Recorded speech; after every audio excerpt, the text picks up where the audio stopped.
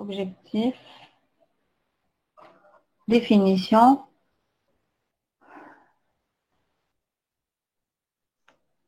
Alors, l'insuffisance rénalienne, c'est quoi? C'est un déficit de production par les glandes surrénales en corticostéroïdes. Et les corticostéroïdes, c'est un ensemble d'hormones qui comportent le cortisol, l'aldostérone et l'androgène. Donc, du coup, le cortex surrénalien sécrète ces trois classes d'hormones de glucocorticoïdes. Donc, on a les glucocorticoïdes, les le cortisol, l'aldostérone, il fait partie des minéralocorticoïdes, et les androgènes qui sont des hormones sexuelles. Donc, le déficit, il peut avoir deux causes. Soit une cause périphérique par atteinte surrénalienne, donc c'est ce qu'on appelle la maladie d'Addison. Elle va donner un déficit qui touche les trois hormones, c'est-à-dire les glucocorticoïdes, les le cortisol, l'aldostérone, les minéralocorticoïdes et l'androgène. Donc, il faut imaginer cliniquement qu'est-ce qu'on peut avoir. Et l'atteinte hypophysaire, donc c'est une atteinte au niveau central, c'est-à-dire au niveau de la glande hypophyse qui est située en bas liée au cerveau au niveau du crâne. Donc, par manque de sécrétion d'ACTH. Bien sûr, les étiologies sont diverses. L'insuffisance surrénalienne, si elle n'est pas diagnostiquée et traitée, donc elle peut évoluer vers une insuffisance surrénalienne aiguë et donc être mortelle. Donc, c'est pourquoi il s'agit d'un diagnostic qui doit être fait et traité. L'intérêt de la question, c'est de savoir de penser au diagnostic, de penser à l'étiologie et de la chercher. Et aussi, surtout, identifier une situation d'urgence parce qu'il s'agit d'une urgence thérapeutique et qui peut mener à la mort. Donc, un petit rappel physiopathologique de l'insuffisance surrénalienne. Donc, pour comprendre tout ce qui est pathologique, il faut d'abord comprendre ce qui est normal. Donc là, il s'agit d'un schéma d'une coupe histologique d'une glande surrénale. Donc, on voit qu'elle est formée déjà de deux parties, d'une corticale et d'une médulla. Donc, la corticale elle-même, elle est divisée en trois parties. Donc, la glomérulée qui, elle sécrète les minéralocorticoïdes, ça veut dire l'aldostérone. La fasciculée qui est la couche intermédiaire, bon, la glomérulée, c'est la couche externe. La fasciculée qui est la couche intermédiaire, elle va synthétiser les glucocorticoïdes, le cortisol. Et la réticulée qui est la couche interne, qui est en communication avec la médulla, donc, qui sécrète les androgènes. La médulla, elle sécrète les catécholamines, les adrénaline et noradrénaline. Donc, le sujet de Tana, il va toucher surtout la cortico-surrénale parce que l'insuffisance surrénale intéresse les trois, glucocorticoïdes, minéralocorticoïdes et androgènes. Donc, comme on l'avait vu pour la glande thyroïde, tout ce qui est le système hormonal, généralement, ça un contrôle venant par le biais de l'hypophyse. Donc, la sécrétion de la sécrétion au niveau surrénalien, donc au niveau du cortisol essentiellement. Donc, sa sécrétion, elle est stimulée par l'ACTH. Donc, l'ACTH qui elle-même, elle est fabriquée au niveau de l'hypophyse et qui elle-même est stimulée par la CRH au niveau hypothalamique. Donc là, on a une cascade. CRH est stimulé au niveau hypothalamique, on a la CRH. Donc, CRH, c'est l'abréviation de la corticoprotein releasing hormone. Donc, elle dit en anglais. Donc, elle va stimuler l'hypophyse qui va, elle, sécréter l'ACTH, il y a l'adénocorticotropique hormone. Et l'ACTH, elle va stimuler la corticosurrénalienne pour la sécrétion du cortisol. Donc, l'ACTH, il stimule le cortisol. Donc, c'est bon. On a suivi cette cascade. La surrénale, elle a sécrété son cortisol, donc, qui va se retrouver à un certain taux au niveau sanguin. Donc, des taux bien limités. On va le voir sur les dosages biologiques. Ces taux doivent être respectés. Donc, car il y a un effet de rétrocontrôle sur l'axe hypothalamo-hypophysaire. Ça veut dire, si on a un cortisol en excès, Donc, là, le cortisol, il va tirer le signal d'alarme vers l'axe hypothalamo-hypophysaire et lui dire stop, on n'a plus besoin de cortisol, c'est bon. Donc, la sécrétion va être freinée par le biais de CRH-ACTH. Donc, la sécrétion va être moindre et donc la stimulation moindre. Si dans le cas contraire, on n'a pas beaucoup d'hormones de cortisol au niveau périphérique, là, le signal d'alarme, il va tirer donc pour dire on a besoin de cortisol et donc l'ordre doit venir d'en haut et pour sécréter qui va stimuler cette sécrétion. Donc, cette sécrétion, donc elle n'est pas aléatoire. Bon, elle n'est pas aléatoire, elle suit un rythme. Donc, ouais, le rythme circadien ou le rythme nictéméral. Ça veut dire que ça marche avec le coucher et lever. Donc, le moment, le jour et la nuit. Donc, la sécrétion du cortisol, elle est maximum juste avant le réveil et minimum au milieu de la nuit, généralement vers minuit. C'est le dosage le plus bas. Et la cortisolémie aussi, elle répond à d'autres stimuli extérieurs, donc le stress. Donc quand on dit stress, c'est de façon globale, ça inclut toute infection, toute chirurgie, hypoglycémie, douleur, anxiété. Donc tout ça, donc on le regroupe sous le nom de stress, c'est-à-dire que c'est un stress organique. Donc, on a les androgènes. Donc, les androgènes aussi contrôlés par la CTH avec un effet, un rythme circadien et aussi en fonction de l'âge. Les autres stimulés, donc on stimule en dehors du stress, l'histamine, les pyrogènes, la douleur, la chute de la tension artérielle, l'hypoglycémie. Mais les androgènes, donc c'est les androgènes comme on l'a vu, je reviens sur la diapo précédente, sur la réticulée, donc ne répondent pas, n'exercent pas un rétrocontrôle comme le type de cortisol. Donc au niveau cellulaire, donc la cellule au niveau de la surrénale, donc c'est une petite usine. Donc, pour fabriquer le cortisol, elle a besoin de matières premières, comme toutes les usines, comme toutes dans ce monde. Donc, on ne peut pas créer quelque chose si on n'a pas de matière première. La matière première ici, c'est le cholestérol. Donc, c'est le précurseur commun qui est intégré sous stimulation de la CTH. Donc, au niveau cellulaire, puis il est transformé en cholestérol estérifié, puis en cortisol libre. Et de là, après, il va être transformé en cortisol.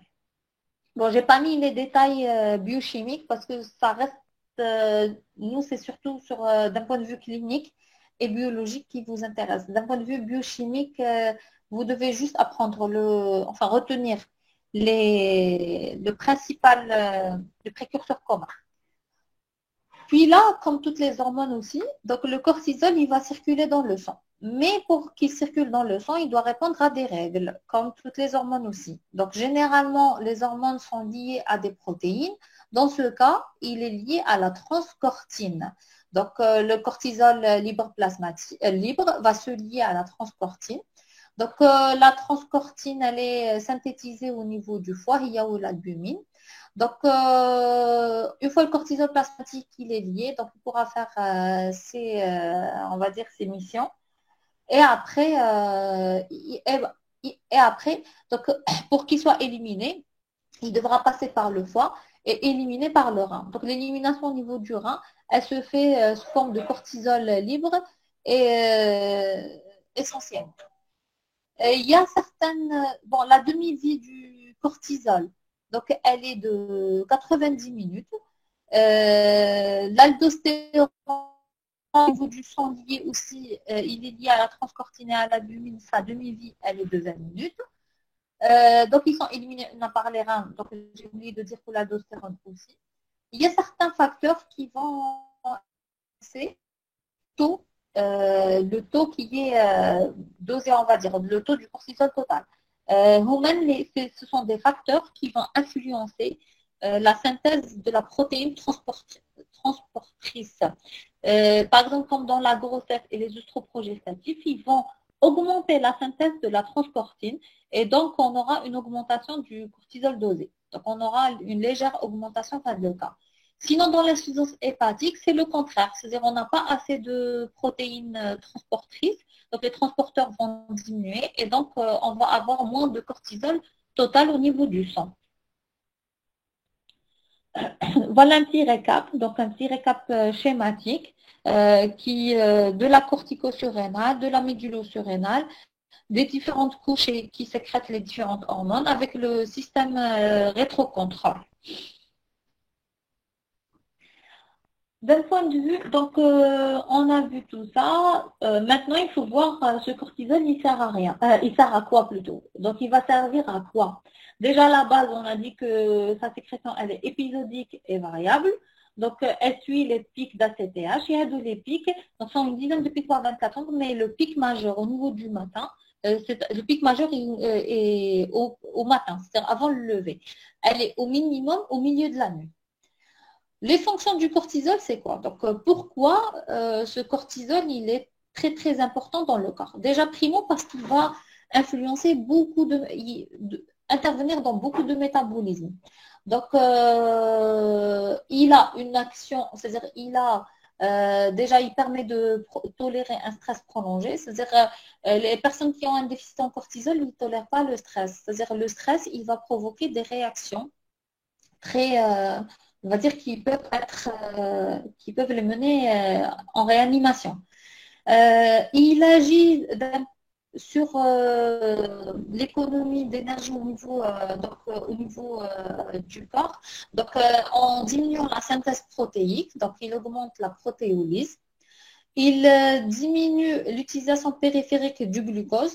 Donc, s'il diminue l'utilisation périphérique du glucose, ça veut dire quand on a du cortisol en excès, on va avoir une hyperglycémie. Si on va avoir du cortisol en moins, on va avoir des hypoglycémies. Il diminue la formation osseuse. Ça veut dire, si on a du cortisol en excès, on va avoir une ostéoporose. Si on va avoir en moins, bon, quand c'est en moins, c'est-à-dire qu'il n'y a pas de différence.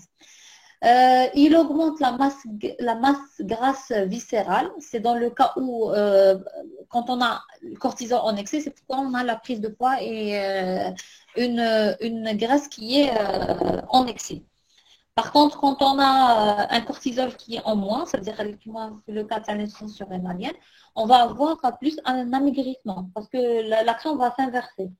Il diminue la réponse immunitaire. Donc, en cas d'excès, on va avoir des patients immunodéprimés. Donc, c'est l'effet du cortisol. Il participe à l'anticipation du jeûne, donc en augmentant la gluconéogénèse hépatique, en augmentant la mobilisation de la masse grasse et en augmentant l'appétit. Il favorise la perfusion, donc en maintenant une réactivité vasculaire, en maintenant les volumes liquidiens. Et aussi, il diminue la réponse inflammatoire. C'est pourquoi le cortisol il est utilisé comme un puissant anti-inflammatoire. D'ailleurs, le cortisol, nous, les corticoïdes sont des dérivés de cortisol, donc qui vont provoquer une réponse inflammatoire énorme. Donc maintenant, il faut faire la part entre insuffisance, on a dit insuffisance rénale lente et insuffisance rénale aiguë. On va d'abord voir l'insuffisance rénale lente, qui est l'insuffisance rénale lente qui peut être soit primaire, soit secondaire. Donc primaire ou secondaire en fonction des étiologies. Donc on va commencer par l'insuffisance rénale primaire. C'est la fameuse maladie d'Addison. Donc, elle est décrite par Thomas Addison en 1855. Elle est rare. Donc, le déficit hormonal, il est total. Kin-holo-total, ça veut dire qu'il va toucher les androgènes, l'aldostérone, c'est-à-dire les minéralocorticoïdes et les glucocorticoïdes. Les trois sont touchés. Ou kin-holo-partiel, ça veut dire peut-être qu'on a juste un déficit en cortisol, mais on a généralement que en cortisol, les minéralocorticoïdes et les androgènes sont conservés. Bon, là, la maladie d'Addison, on a un déficit qui est total. Le tableau clinique, il est variable parce que c'est en fonction de l'évolution et, et de la réponse clinique. Et la destruction, elle est progressive. Donc, c'est pourquoi aussi le tableau clinique, il est variable. Les étiologies sont diverses. Donc, la maladie d'Addison, c'est la maladie on va dire la maladie des bronzés. Voilà, maladie des bronzés. Parce qu'on va avoir une mélanodermie, c'est ce qui la caractérise. Donc, d'un point de vue physiopathologique, voilà, on a repris le schéma, j'ai repris le schéma du contrôle de sécrétion des corticostéroïdes, qui est contrôlé par la CRH au niveau hypophysaire et la CTH au niveau CRH au niveau hypothalamique et ACTH au niveau hypophysaire, avec au niveau surrénalien. Donc, au niveau surrénalien, on n'a plus de glandes.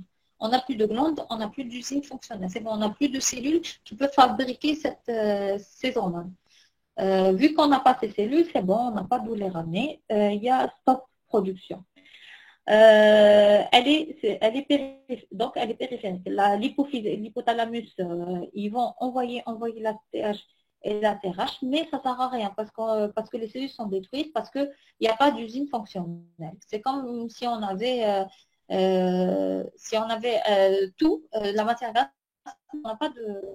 mais on n'a pas de matériel pour. Donc, ça va donner un déficit en cortisol, un déficit en aldostérone avec une ACTH qui est élevée. Donc, ALH élevé, c'est par rétrocontrôle. Le corps, quand il va détecter qu'il n'y a plus de cortisol, il va stimuler l'hypothalamus et l'hypophyse pour qu'il envoie, pour lui demander on a besoin. Donc, l'hypophyse, l'hypothalamus, ils vont suivre, ils vont répondre, mais ça ne sert à rien. Donc, le déficit en aldostérone, donc ça va, donc d'un point de vue métabolique et hydroélectrolytique, il y a des conséquences. Essentiellement, la perte de NaCl. Donc, le corps va perdre du sel. Donc, et ça en diminuant la réabsorption du sodium. Donc, on va avoir une rétention du potassium, du magnésium et du H+. Donc, ça, on diminue, c'est-à-dire le corps, il va diminuer l'élimination urinaire de ces ions. Et donc, on va avoir comme conséquence une déshydratation hypotonique, une hypovolémie, donc il va se traduire par une hypotension et une diminution du poids, une augmentation de la natriurèse, et donc aussi une acidose métabolique, une hémoconcentration. Donc la hémoconcentration, c'est par déshydratation. Et une insuffisance rénale fonctionnelle, c'est aussi par déshydratation.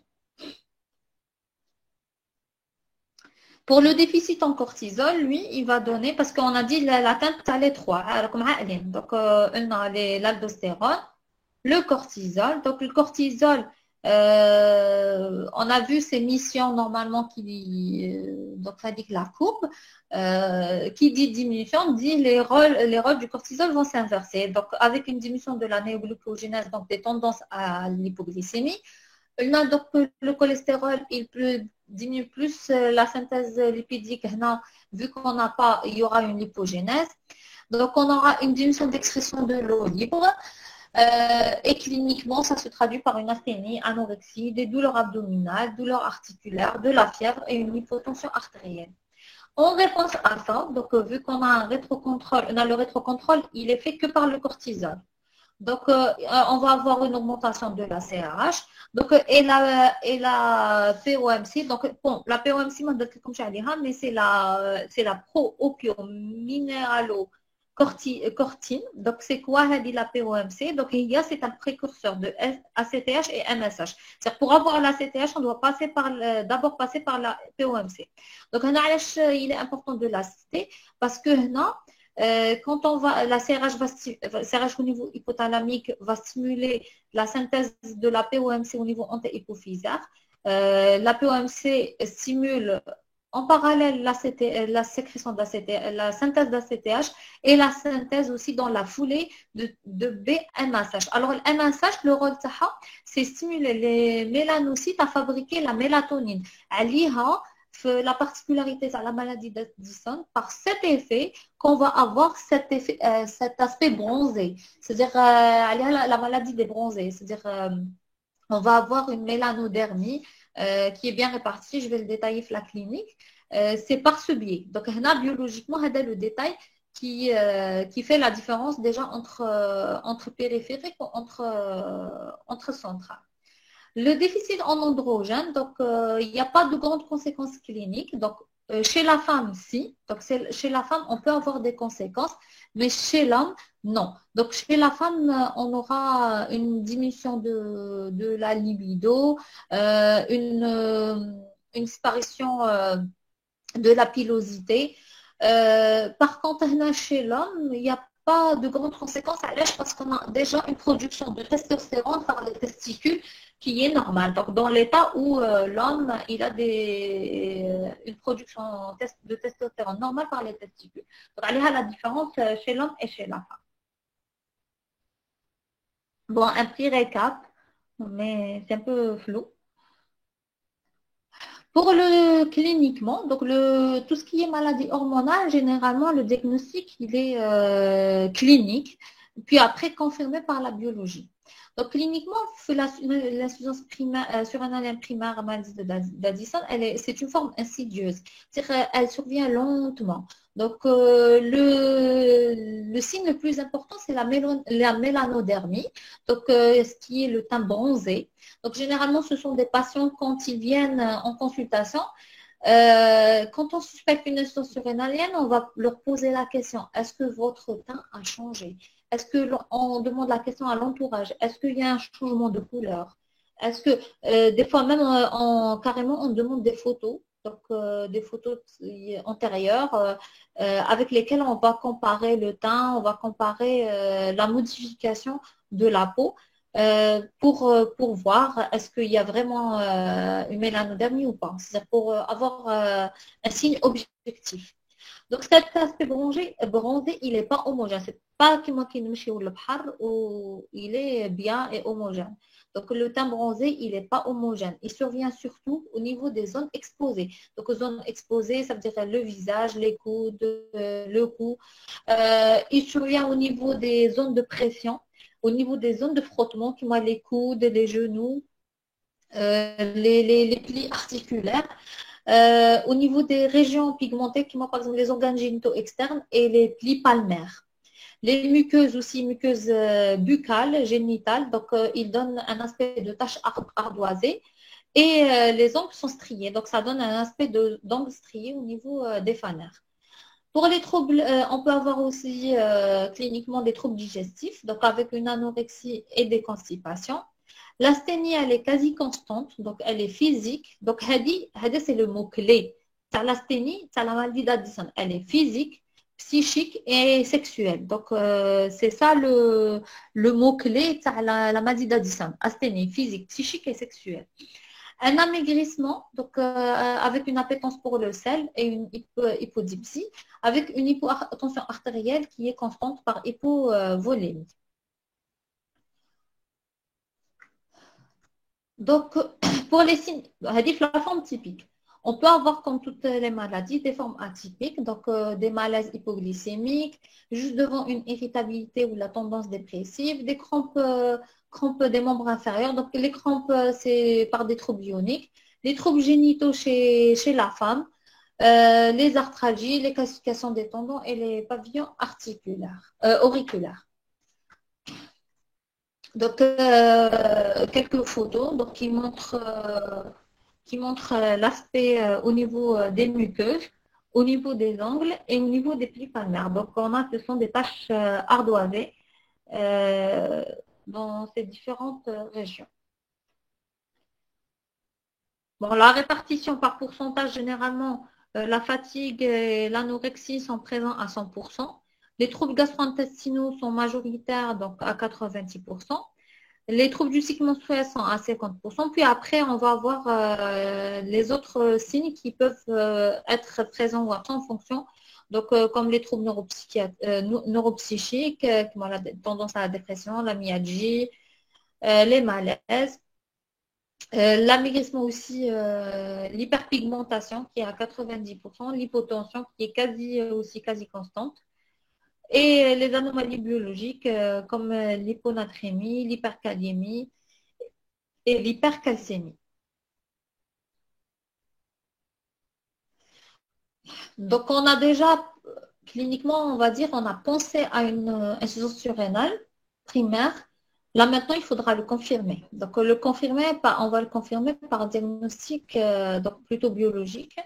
D'abord, il y a la biologie, on a des examens spécifiques et non spécifiques. On va commencer par les non spécifiques. Donc, uniquement la NFS. Donc, on va retrouver une anémie normochrome normocytaire, une leuconeutropénie et une hyperéosinophilie. Donc, là, c'est par action centrale. Donc, par action centrale, quand on a un déficit en cortisol, donc, il y aura un déficit central au niveau des lignées. Donc, au niveau des globules rouges, des globules blancs. Donc, on a une perturbation sur la numération. Par ionogramme sanguin et urinaire, donc on a une hyponatrémie à natriurèse élevée au normal, avec une hyperkaliémie. Donc, on a la physiopathe. La glycémie, ce sont plus des tendances à l'hypoglycémie. Pour les examens spécifiques, donc on va cibler plus l'hormone, soit l'hormone périphérique et l'hormone centrale. Donc on va coupler le dosage cortisolémie et ACTH. Donc on va doser les deux. On va trouver un cortisol plasmatique qui est bas, donc généralement inférieur à 5,1, et l'ACTH plasmatique qui est très très élevé. Dans ce cas, on a devant des formes complètes. On est devant des formes complètes. Donc, on peut avoir, si le cortisol, il est normal, donc on a éliminé une insuffisance surrénalienne, donc avec une ACTH normale. Par contre, dans la zone grise, ça veut dire il n'est pas élevé, il est, on va dire, moyen. Donc, ça peut être une insuffisance surrénalienne partielle. Donc là, on va céder par la CTH et aussi même par les tests dynamiques qui, moi, avant l'état dynamique, aussi, on va céder par le dosage du cortisol libre urinaire. Donc, le cortisol libre urinaire dans les urines des 24 heures. Donc, il faudra vérifier. Donc, il va nous confirmer qu'on n'a pas beaucoup de cortisol, que ce soit au niveau sanguin ou urinaire. Au niveau aussi pour les tests dynamiques, donc le test essentiel, c'est le test au synactène. Donc le synactène, c'est quoi? C'est un peptide synthétisé donc de synthèse constitué des 24 premiers acides aminés de la CTH. Donc, et qui va porter la totalité de son activité biologique. Donc le synactène, il a une action similaire à celle de la CTH. On va injecté en IV ou là en IM 250 microgrammes de synactène. On va mesurer déjà le cortisol à T0, c'est-à-dire avant l'injection, à T30 et à T60. Donc, on va avoir, bon, c'est minutes, hein, c'est pas secondes, on ira le temps. L'état physiologique, donc à 30 minutes, on a déjà une élévation du cortisol. Donc, parce que on a donné l'état physiologique, c'est-à-dire on a des surrénales fonctionnelles, le mlah et tout. Donc, maintenant, c'est bon, un cortisol qui est une surrénale qui est fonctionnelle. Par contre, les sous-ondes surrénaliennes périphériques, vu qu'on n'a pas de cellules qui fabriquent, on a beau lui donner la CTH qu'on veut, synactène ou pas, donc elle va pas être simulée. Donc, on va dire que le test, ça va confirmer, mais on n'a pas de cellules fonctionnelles. Donc, d'autres tests de stimulation, mais ils ne sont pas utilisés, donc car ils sont dangereux, mais c'est bon de les connaître. Donc, comme les hypoglycémies, donc provoquer une hypoglycémie par insuline, ou là, le test à la métopyrone, qui est une hormone qui va agir, mais sont très peu utilisées. Donc, non, j'ai pas détaillé, et ça ne sert pas à grand-chose de les connaître. Donc, et pour le déficit en minéralocorticoïdes, donc, quand on va doser une aldostéronémie, donc elle est basse. Et l'aldostérone se dose en position couchée et en position debout. Parce qu'il faut voir la variabilité de l'aldostérone entre les deux positions. Donc, dans ce cas, déjà l'aldostérone, il est bas. Et en même temps, ne s'élève pas à l'orthostatisme. On n'a pas d'aldostérone. Par contre, la rénine plasmatique, elle est haute parce qu'on a une stimulation. Donc, le système rénine, angiotensine, aldostérone. La rénine alcaïna et tout parce que, bon, pour un petit rappel, la rénine, c'est une hormone sécrétée par l'appareil juxtaglomérulaire au niveau rénal, donc, et qui va contrôler le système rénine aldostérone, angiotensine aldostérone, qui est un système régulateur de la tension artérielle au niveau du corps. Donc, non, la rénine, parce que l'appareil juxtaglomérulaire, il est bien, il est fonctionnel. Donc, la rénine, elle est là, mais qui, moi, ça réhak, moi, la le cortisol, il n'y a pas d'aldostérone parce qu'il n'y a pas de cellules, tout simplement. Donc, elle est là, mais elle ne va pas pouvoir stimuler la sécrétion d'aldostérone. Pour d'autres examens paracliniques, donc je vais les citer, donc, et on va voir leur utilité dans les plaques suivantes. Donc, on a des examens d'imagerie. Donc, on a les examens morphologiques. Donc, l'imagerie, donc on va avoir besoin peut-être d'une radio pulmonaire, d'ASP, d'échographie ou de scanner abdominaux pelvien. Bon, je vais détailler après les formes étiologiques. Pour les formes cliniques, donc il y a toujours en médecine, c'est pas de la science exacte. Ça veut dire en médecine, on a la forme typique, mais vu que on va avoir affaire à des patients qui sont différents, leur réponse est différente, donc il y a toujours des formes cliniques. Il faut s'habituer à voir ça. Pour les formes cliniques, par exemple, les formes frustres, des fois, le patient, il vient consulter juste pour une asthénie chronique, donc il n'y a pas d'autres signes, il n'y a pas d'autres anomalies, à part une asthénie qui reste inexpliquée. Donc là, on va chercher, mais il faudra aussi penser à une insuffisance surrénalienne. Donc, le diagnostic reste difficile parce que l'asthénie, on peut la trouver dans toutes les pathologies. Donc, ça reste un signe qui n'est pas très spécifique et qui va rendre le diagnostic difficile. Pour les formes non pigmentées, c'est surtout chez les sujets blancs ou les sujets roux, parce qu'à la base, ils n'ont pas de mélanine. C'est-à-dire qu'ils n'ont pas beaucoup de mélanocytes. Donc, on n'aura pas dit que le fameux teint bronzé, donc le signe qui est pratiquement constant.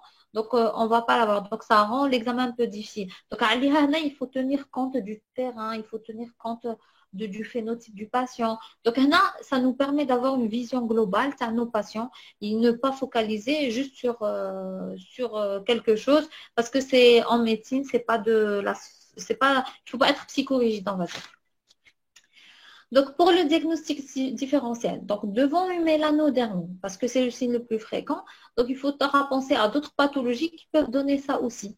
Par exemple, si on a une mélanodermie, mais que tous les examens sont bien, on a éliminé une donc, il faudra penser à d'autres choses qui ont causé ça, donc y compris l'hémochromatose, la porphyrie, la pigmentation cutanéo-muqueuse, donc lors de l'exposition chronique à des métaux, comme le mercure, le plomb et l'argent. Donc, si par exemple, عندكم mélanodermie, عملنا cortisol libre, عملنا ACTH, كل شيء خرجنا normal. Donc, il faudra penser à d'autres pathologies. Il ne faut pas se dire non, on laisse tomber ou là, non, il faut chercher d'autres pathologies que cette mélanodermie. Pour l'asthénie, donc c'est un symptôme banal qui peut être associé à plusieurs pathologies. Donc, on peut avoir peu importe la pathologie, généralement une pathologie inflammatoire, les cancers chez les sujets âgés, on peut avoir les pathologies infectieuses. Donc, on a devant une asthénie, il faut qu'on fasse une enquête globale et qui va englober beaucoup de pathologies générales. Le diagnostic étiologique. Alors, c'est quoi le diagnostic étiologique? Ça veut dire on va trouver qu'est-ce qui a causé la destruction de cette glande. La glande, elle était bien. Pourquoi elle ne fonctionne plus? Donc, elle ne fonctionne pas. Elle a été détruite. Donc, maintenant, on se pose cette question. Il faut se poser cette question et il faut trouver la réponse. Donc, maintenant, La glande ne fonctionne pas, on a la première éventualité, donc il y a par destruction anatomique de la glande, c'est-à-dire c'est bon, les cellules sont détruites, elles n'existent pas, n'existent plus. Donc le cas le plus fréquent sont les rétractions corticales, donc par insuffisance surrénale auto-immune, donc c'est la première cause, donc il faudra penser toujours à ça en premier. Donc bien sûr, on analyse ça en fonction du terrain et on y pense en fonction du terrain. Généralement, c'est des jeunes femmes donc âgés de moins de 25 ans. On peut objectiver des anticorps antisurrénaliens, mais généralement en pratique, ils sont rarement mis en évidence parce que il faut savoir que les dosages auto-humains sont très délicats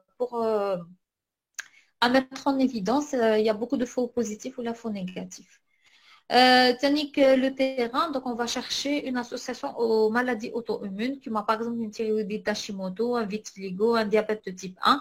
Donc on analyse le terrain. Jeune femme porteuse dans 50% de pathologies auto-immunes. Donc, si elle porte des maladies auto-immunes, il faudra penser au syndrome de polyendocrinopathie auto-immune. Donc, il y a deux types. Donc, les types 1, transmission autosomique récessive. Donc, le type 2. Donc, type 1, il y a surtout donc, il y a pas, le diabète, il est rare. Donc, pour le type 2, donc, c'est surtout Hashimoto, vitiligo, base d'eau, diabète type 1 ou l'insuffisance surrénalienne primitive. Deuxième cas, donc on a auto-immune. Deuxième cas, c'est la tuberculose. Donc, sachant que on est dans un pays endémique, donc la tuberculose peut se localiser au niveau surrénalien. Donc, et elle va donner une destruction progressive de la cortico-surrénale. Donc, associée ou la suivant, c'est-à-dire qui survient suite à une autre atteinte tuberculeuse. C'est-à-dire on a bactère pulmonaire, ou là un mal de pote, ou là une tuberculose urogénitale, ou là une tuberculose, c'est-à-dire généralement les atteintes. Secondairement, on va avoir une localisation surrénale qui va suivre. Le diagnostic, on peut faire l'ASP, donc qui va objectiver des calcifications paravertébrales. On regarde D12 et L1, donc dans 10% des cas. Donc, on va voir les antécédents, c'est-à-dire est-ce que vous avez fait une tuberculose pulmonaire, est-ce que vous avez... Donc, on va faire notre enquête dans ce sens. On va faire une IDRT, la recherche des BK dans les urines avec la culture et voir les séquelles radiologiques pulmonaires. Donc, qu'est-ce que ça peut donner des 9 TDM, donc au niveau des surrénales, donc qui sont calcifiés en cas de tuberculose. Troisième cas de figure de destruction anatomique de la glande, les adénoleucodystrophies. Donc, il ne faut pas les retenir, c'est juste pour savoir qu'il y a des pathologies congénitales et tout qui peuvent donner. Ne retenez pas les détails des médecins, mais c'est juste pour que vous ayez une idée des autres pathologies qui peuvent donner cette destruction.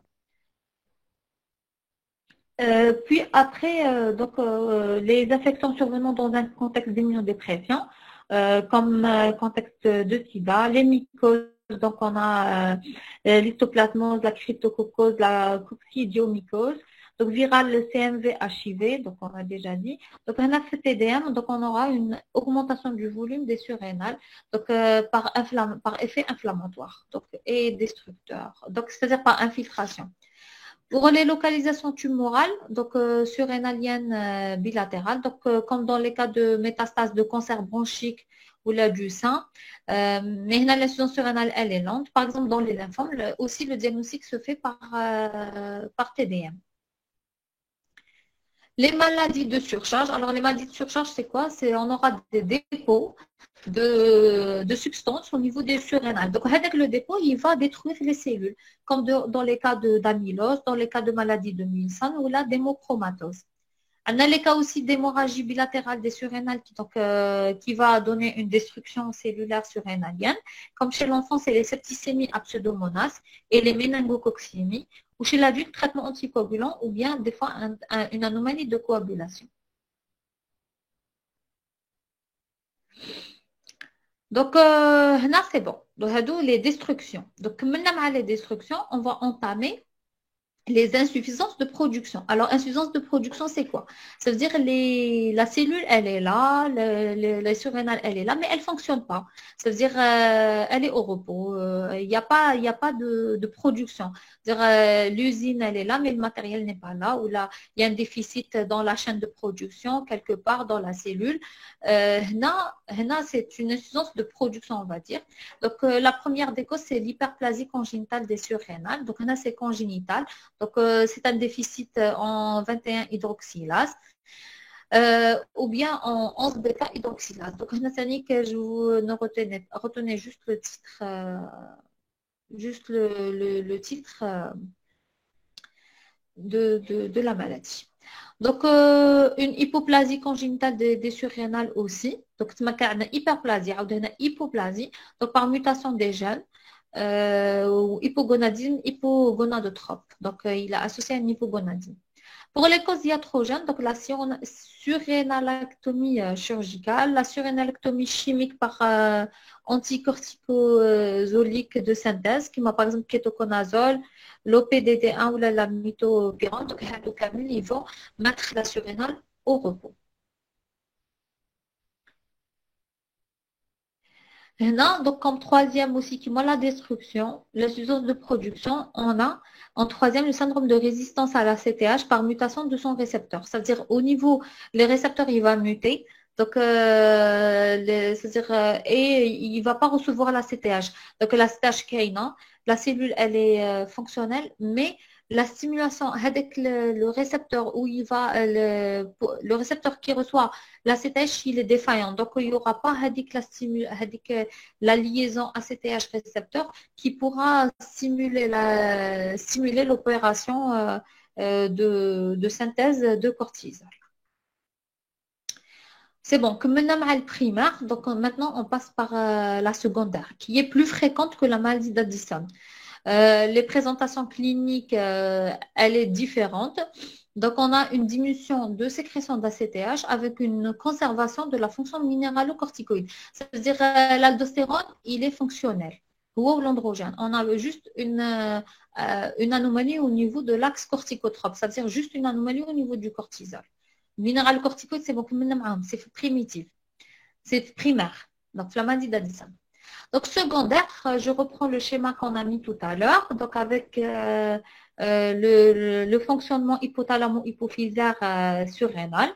Donc, la partie non fonctionnelle, c'est au niveau central, donc au niveau hypothalamo-hypophysaire, donc on n'aura pas de sécrétion de CRH à CTH. Et par conséquent, on aura juste un déficit en cortisol et pas de déficit en aldostérone. L'aldostérone, il contient les minéralocorticoïdes. Cliniquement, donc on a une asthénie qui est constante, un amaigrissement qui est moins marqué. Là, ça rejoint aussi l'insuffisance parce que c'est l'effet du cortisol, mais on n'a pas de mélanodermie. Donc, parce que c'est spécifique à la CTH. Donc, avec une pâleur des zones pigmentées et décolorées, et c'est-à-dire c'est parce qu'on n'aura pas de stimulation de sécrétion d'ACTH. La sécrétion, il n'y a pas de sécrétion. C'est-à-dire il n'y a pas de stimulation avec les POMC qui va être en excès ou là. Non, il n'y a pas. C'est-à-dire il n'y a pas de cellules qui sécrètent ça. On n'a pas de mélanodermie, donc on aura plutôt une pâleur et zone pigmentée décolorée. Donc l'hypotension, elle est moins marquée. Donc, à l'âge, parce qu'on a l'effet minéralocorticoïde, il est préservé. Qu'est-ce que j'ai dit? J'avais dit que l'aldostérone, il répond au système rénine-angiotensine-aldostérone, qui est le système régulateur de la tension artérielle. Donc, l'hypotension, elle est moins marquée. Donc,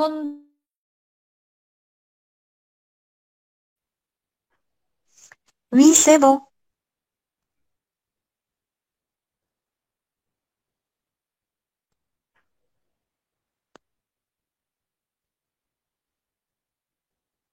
est-ce que c'est bon? Est-ce que je peux continuer? Oui, vous pouvez continuer. Est-ce que vous m'entendez? Est-ce qu'on peut continuer? Répondez-moi. Oui.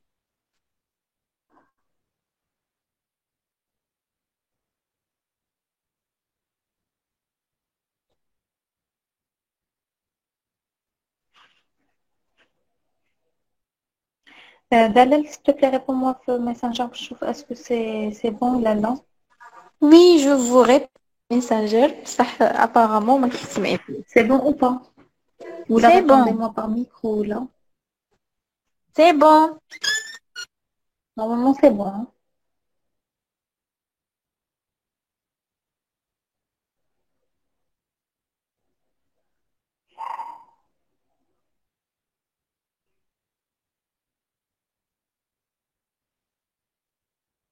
Est-ce que c'est bon?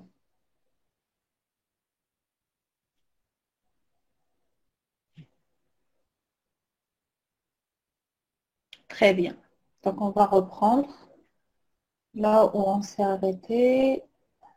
Voilà, voilà, merci.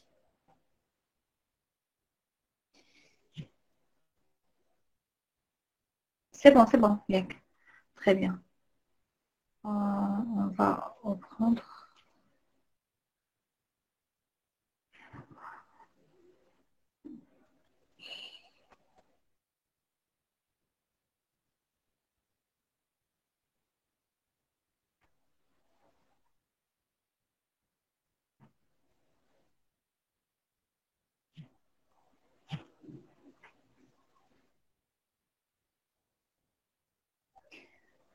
Euh, Maïch par micro.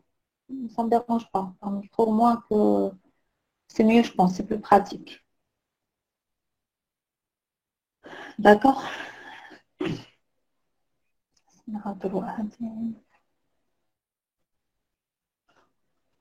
Est-ce que là, tu comme la présentation, tu vois?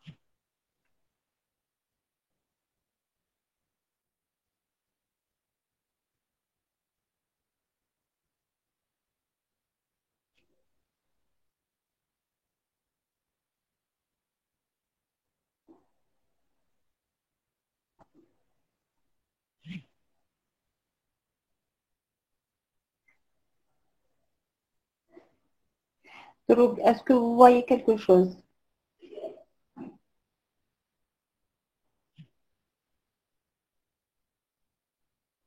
Oui, d'accord. Je vais mettre un diapo si ça ne marche pas.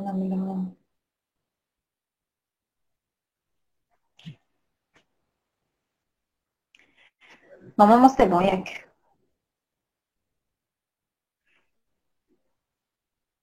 Très bien. Donc, on continue. Désolée pour cet incident. Euh, on continue avec l'insuffisance rénalienne aiguë. Donc, il y a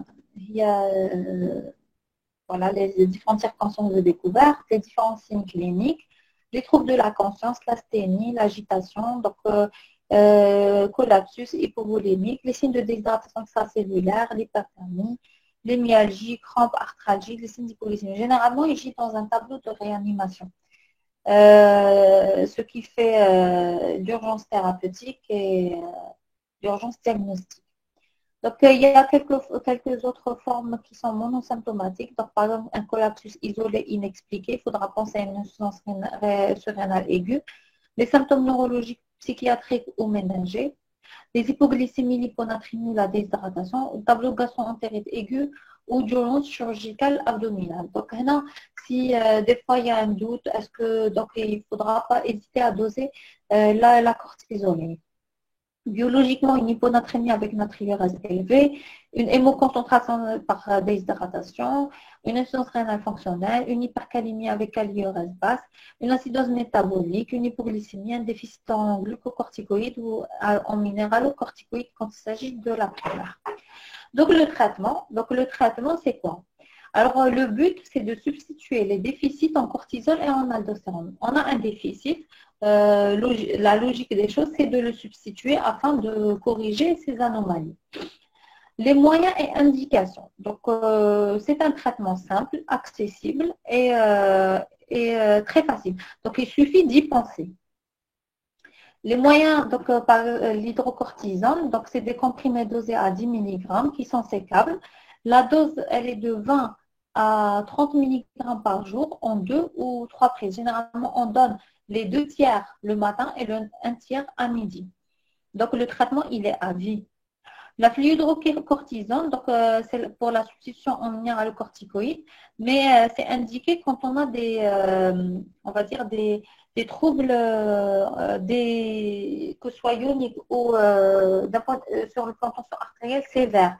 On ne va pas utiliser la fludrocortisone dès le départ ou là en première intention. On va évaluer est-ce que c'est indiqué ou pas par l'état du patient.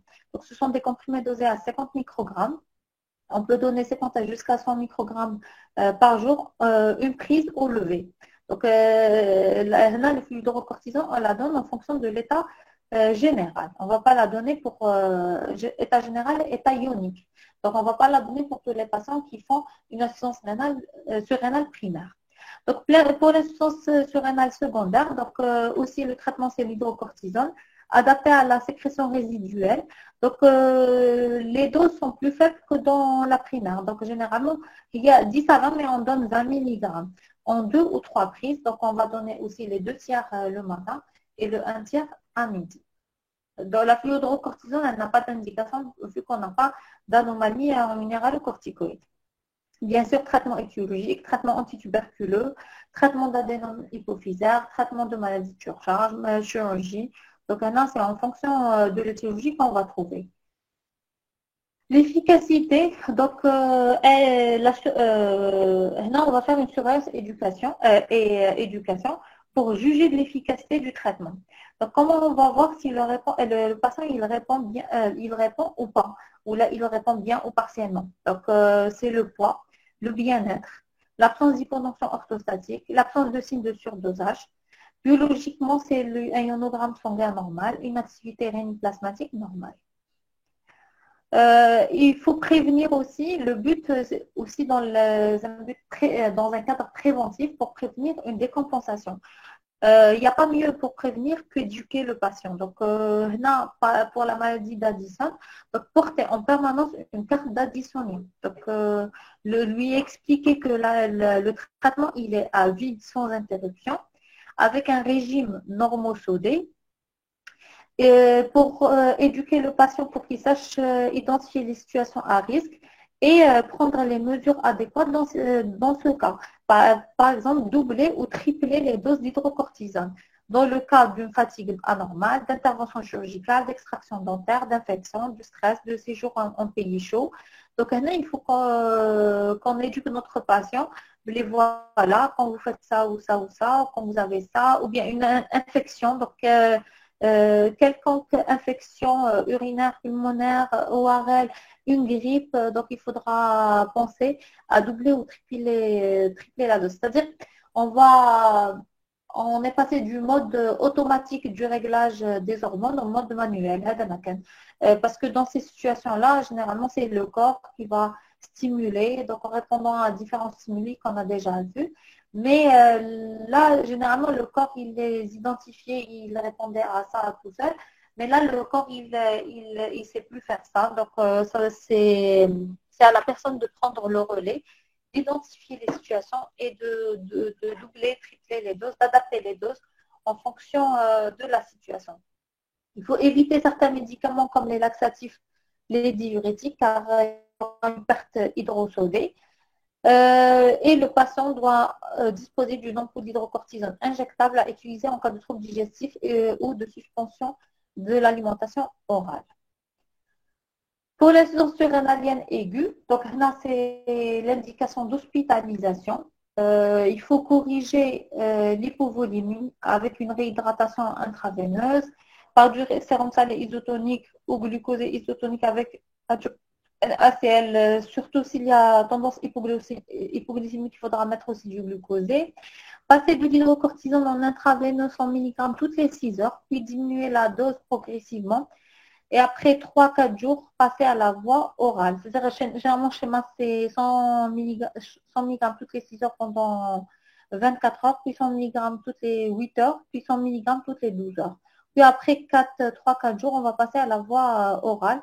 Donc, on passe d'abord par de fortes doses, 60 mg, puis après, quand on sort de la phase aiguë, on pourra diminuer la dose et reprendre une dose physiologique.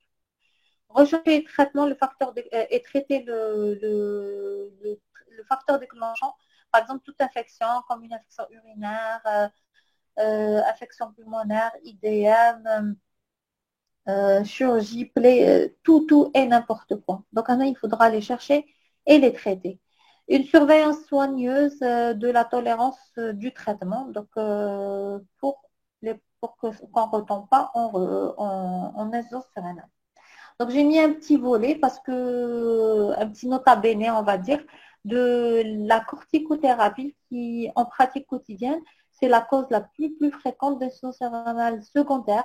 Et parfois, c'est soit des patients chez lesquels la dégradation et les règles de prescription de glycocorticoïdes n'ont pas été respectées. Généralement, c'est des patients qui ont reçu une corticothérapie prolongée mais qui n'ont pas été auxquels l'arrêt a été fait brutalement et dans ce cas, ça donne une insuffisance surrénalienne ou bien donc le patient n'a pas été bien éduqué pour l'arrêt, il y a un manque d'observance et tout. Là, c'est très très important. Déjà, primo, les corticoïdes, il ne faut les prescrire que quand c'est nécessaire. C'est-à-dire il ne faut pas s'amuser à donner du méthylprednisolone ou la prednisolone pour douleur ou la toute infection ou la toute douleur articulaire ou la toute arthrose. On va s'amuser à les donner. Non, leur indication, elle est précise. Elle est, elle doit être rigoureuse.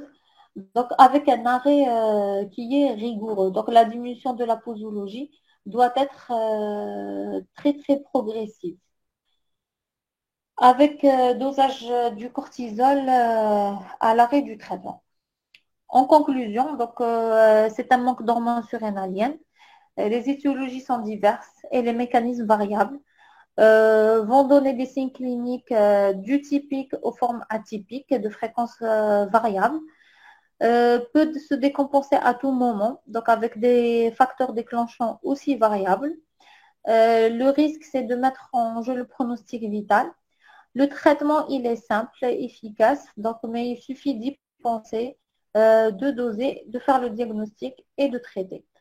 L'éducation, qui est un volet très très important pour que le patient adhère et soit observant, pour que ça soit, on va dire, pour éviter les rechutes, pour éviter les décompensations aiguës.